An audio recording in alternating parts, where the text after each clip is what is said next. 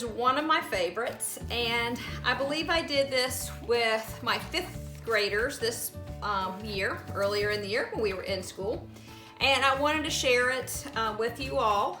They're more than welcome to do it again, and it's just a really neat lesson, and I want to introduce you to an artist. Her name is Iris Scott, and she's an American artist, and she paints with her fingers. She decided she was too lazy to wash the brushes out. Sounds a little familiar. And she finished the painting using her fingers instead of the brushes. And that experiment moved to a whole new realm for her.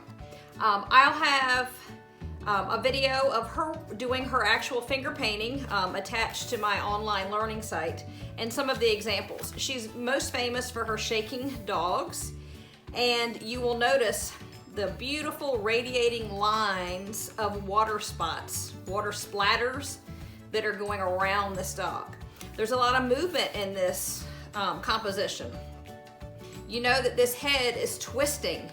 Well, actually it's twisting this way right now because this ear is flying up and this ear is coming down and the fur is going to the side, and you see all these sprays of water. So we're gonna give this a try. This is my example that I did the beginning of the year, and it is pretty easy once you wrap your head around drawing kind of cockeyed. This was a practice sketch that I threw together earlier just to show you that we are not gonna have our face smack dab in the middle of the picture, in the middle of the paper with the nose here and the mouth straight. You know, we're crooked on this paper, we're tilted. So if it helps you, you may take your sheet of paper and actually tilt it to one side or the other, okay, before you get started.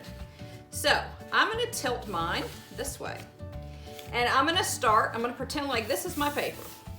And it's, you know, it could be a square piece of paper right in front of me. So I'm gonna draw a nose, okay? I can draw a W shape right here. And I'll put the top of the dog's head right there. When a dog shakes, its eyes are generally closed because they probably don't want to get water all in their eyes either, or their fur hitting their eyes. So we're just gonna make their eyes 2 little slits. Now, I want you, if you turn your paper back around, you'll notice you've got a great head tilt now. Your paper is in front of you, right? But your head is now tilted. So, with that being said, on the top, we're gonna throw an ear. It could be any shape. Let's make this one kind of a smaller pointy ear. Let's make that ear going straight up like that.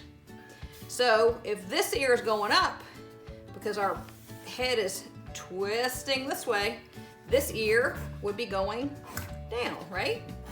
So here's our other little ear. We can connect the head to its mouth, okay? And this is just a sketch to get you started, okay? And what if its tongue was hanging out? It could be shooting this way, right? To go around, and its body, your body could be wiggly, right? And maybe you even have a tail in the back. Let's see. Let's just put a little tail back there. So you've got a tilted head. Your tongue's going the same way your top ear is going, okay? Your second ear is pointing down towards the bottom of the page. So if you were to take some arrows, you could see that your composition is making this nice radial pattern.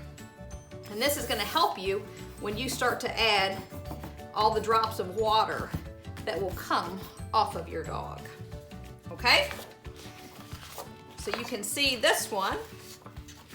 This ear is a little bit larger than the smaller ear we did, and I put some fur on it, but it's the same principle. If this ear at the top is coming up, the one on the opposite side is going down.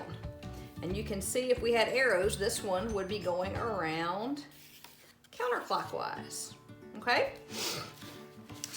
So here we go. You can draw your dog with anything. You don't even have to paint it today. You could just use, I'm gonna grab a Sharpie because I have one right here. And instead of twisting my paper this time, I'll try and draw it just as is, right in front of me. I'm gonna draw my nose at an angle. And I will draw, I guess I can, well, let's see here. Let's see what comes up. This one I made a larger W because this is supposed to be Ferris and he has large jowls. But we could do that.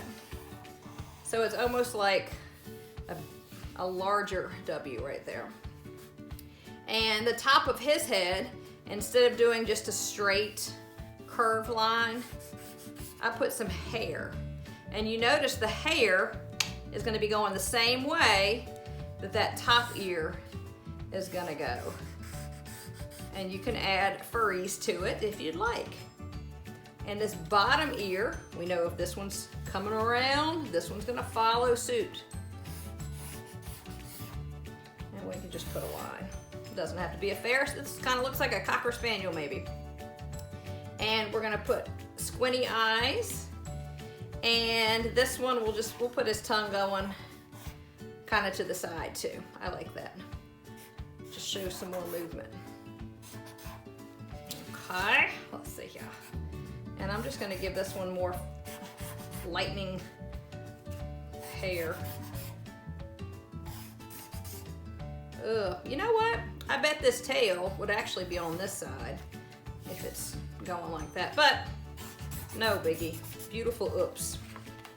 So there's our moving dog. And you can add fur if you'd like. Whatever way you want it to go. You can fill your nose in with the Sharpie if you'd like. Now, you could use colored pencil. You could use a watercolor wash. You could even use the markers like we did this morning with our, what did we do this morning? Oh boy, Smelly Louie. You could add marker. And this is just regular, some regular heavier white paper that I had. And add some color to him using the markers. You could use watercolor, you could use any type of paint. You don't have to paint. This could be a pencil drawing. You see how I got too much on there? I should have done the Smelly Louie technique and just kind of held it like it was a hot marker very lightly. But you can continue to kind of scrub this around, okay? You can cut him out when you're finished, or her, and you could add it to a different color background. Or you can keep it on the white, either way. I'm just doing this quick to save time on this video here, okay? And of course you can add a color to the tongue, make you pink. Okay, so if this were dry, we could cut it out and transfer it to another sheet of paper. Or, like I said, keep it here with this color.